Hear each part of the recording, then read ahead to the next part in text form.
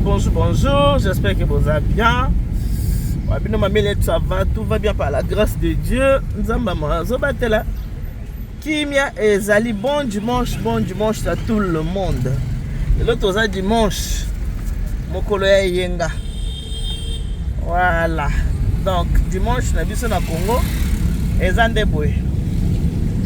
Le dimanche, Mokolo ya Yenga. Mokolo Oyo, Nzamba pe maka. Après, bana na yeba ki ko sanene. Nzambe tata. Voilà. Mbule yindi makasi na likolo. Oyo ezokende betaka la terre. Mbulu ya. Mbule yindi na modèle moko na yebisi bino moyente. Mbula. Mbule za kuyinda na ndenge ya kosakana te.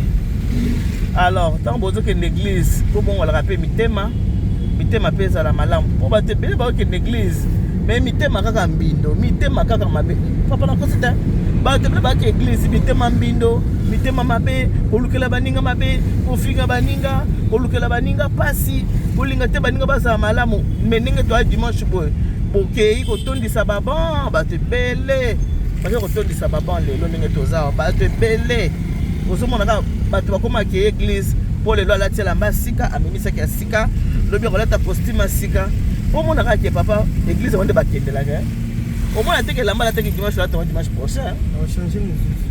Oh, aïe, qui va battre la moussane de vendredi. On va passer par mon accueil, il faut changer l'amba. Oh, oui, la main là, dimanche, le dimanche, et ça, l'inné. Eh, papa. Comment c'est que la hausse, il est aux autres moments. C'est clair, on a hausse à la radio.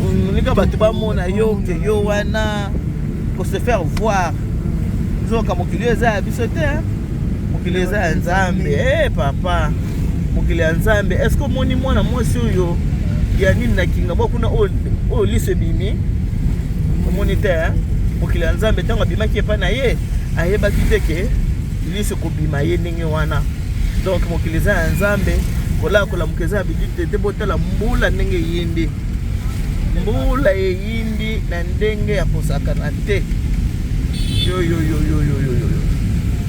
mbula yindi oboso moneza kongona biso Kinshasa mbula penza yindi koyinda yango biso soto okimaka mbangu tozonga bandako faki tobima me onda oyo kitaka sikoya papa ezoumela te ezokweya oyo ezoumela te ezokweya ka sikoya et voilà.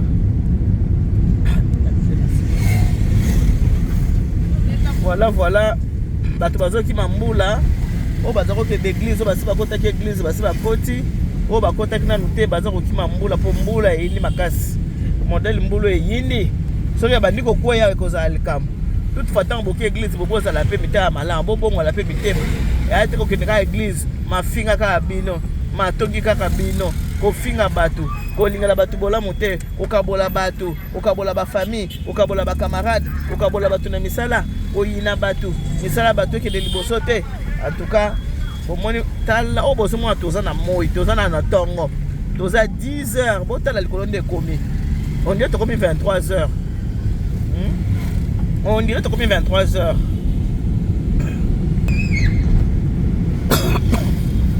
toza na nous 10h à tongo dimanche na Kinshasa. On dirait to comme bandi bandi. Mbule bandi. Bongo ce qu'on a mbula boyo ke église, mais moté mozo bongo la té. OK de église mozo bongo la moté maté bela mbulo que ça une église. Hein? Autant ni saka bon.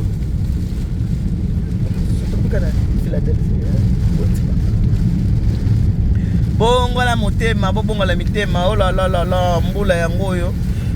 La pluie a tout gâché.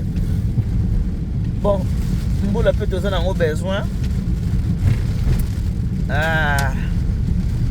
Yango yo. Ya. Oh maman ni toi que na église, t'es na que l'église à Philadelphie. Et pas pasteur Roland Dalo. Elle a côté l'église, dans l'axabinote. Boyo kanga prière nanga. Na mitema mabe na bino bozaka nango. Oyo kanga prière. On s'amène ma bonne na ngeke nete na église. nake église na Philadelphie tokutana kuna na mama Adeline Ngafula po mama Ade ya sambela pe na Philadelphie. Voilà. Nake église o mbula na ebisi bino dega lelo. Ola bandeko so bomona ba uti église. Voilà. Ola. Bota mbula.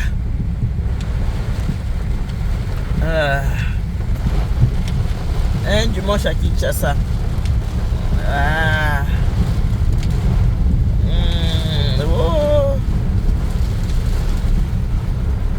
Au moins on a les bien hein pour mbule leki.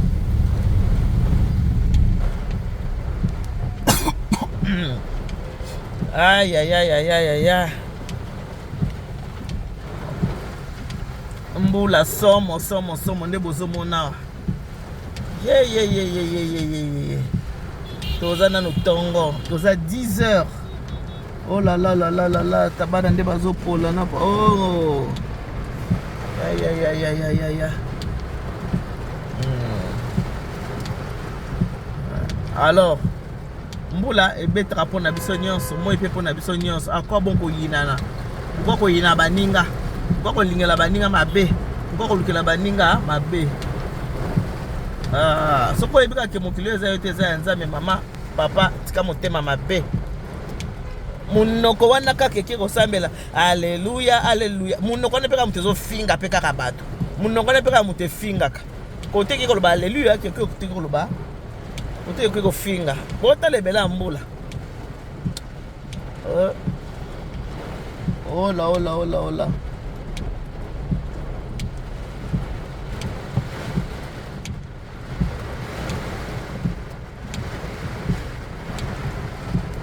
Mbule ko sala dégâts hein noko ya eza na mopepe ona mopepe oete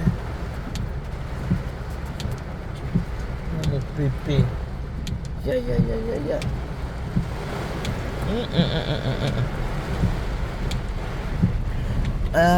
ya batata babata bi mais non ya azokende église à Philadelphie mais mbula azokende église mais mbula moyen te bandeko na yebisi bino ebebi awa un dimanche à Kinshasa.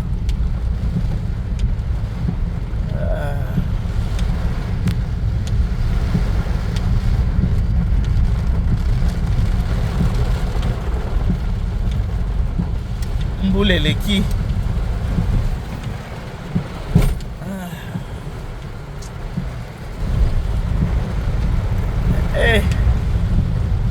maike na mama iswara tozokende kaka eglise wana wakota ko ndenge na mbulo na kokita na mutuka ndenge nini na mbulo na kokita mutuka ndenge nini nzabe na ngai. Ola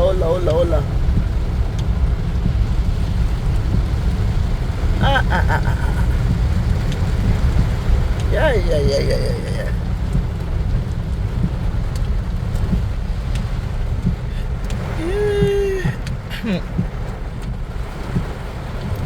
Bon, on a les sous-té, hein. Tout le monde a les sous-té. Bon, on a tiki bino nanu. Na zako une église à Philadelphie, na Gombe. Mais mbula, na ndimi kututeka na okita na mutuka. Ndimite. Ava na mutuka nata sombole sili. Bino bato waka. Bande kene kikuna, otamboli parti te mona église te. Lelo na église. Mbula ya mwana pe beti. Siko. Mbula beti makasi boye.